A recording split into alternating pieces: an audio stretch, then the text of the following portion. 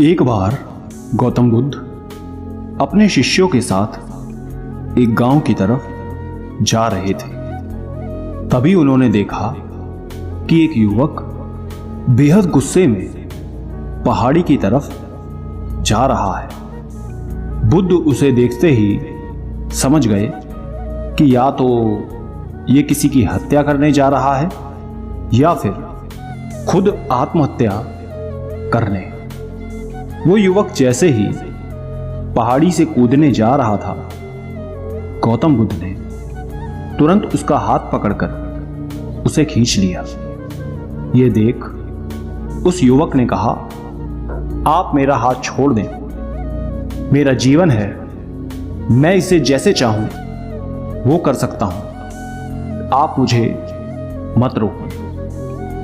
बुद्ध ने कहा, ठीक है, तुम जाओ, दोबारा से कूद जाना, लेकिन पहले 10 मिनट रुक जाओ।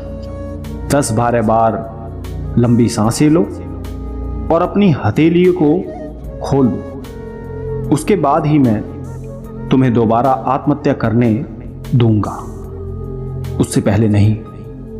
युवक बोला, आप मुझे बेकार ही इतना परेशान कर रहे हैं। मैं पहले से ही इतना परेशान हूं, लेकिन अगर आप कहते हैं तो ठीक है, मैं 10-12 बार लंबी सांसें ले लेता हूं, अपनी हथेलियां खोल देता हूं। उसके बाद आप मुझे आत्महत्या करने से नहीं रोकेंगे।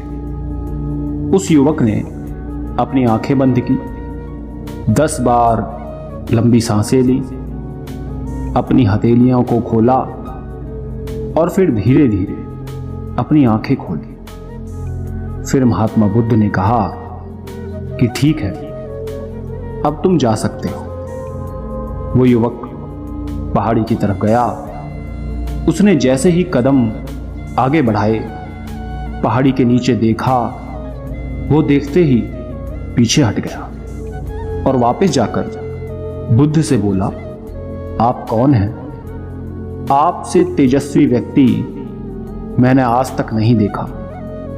अभी मेरे साथ क्या हुआ है, क्या आप मुझे समझा सकते हैं? कुछ वक्त पहले तो मैं इस पहाड़ी से कूद जाता, लेकिन अब एक भय उत्पन्न हो गया है। बुद्ध मुस्कुराए और बोले, जब तुम पहाड़ी से कूदने वाले थे तब तुम्हारे अंदर क्रोध था।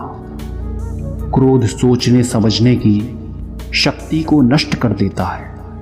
हमारी बुद्धि उस वक्त काम करना बंद कर देती है। उस समय तुम फिर वो करते हो जो तुम्हारा मन कहता है। उस समय तुम क्रोधित थे, तुम्हारा मन एक जगह नहीं था। उस समय तुम खुद को खत्म कर देना चाहते थे, लेकिन जब तुमने अपनी आंखें बंद करके लंबी सांसें ली और अपनी हथेलियों को खोला, तब तुम्हारा दिमाग और मन दोनों शांत हो गया और तुम्हारी नकारात्मक ऊर्जा सकारात्मक ऊर्जा में बदल गई, जिसके कारण तुम्हारी बुद्धि को नियंत्रण प्राप्त हुआ और तुम सही निर्णय लेने में सक्षम हो सके।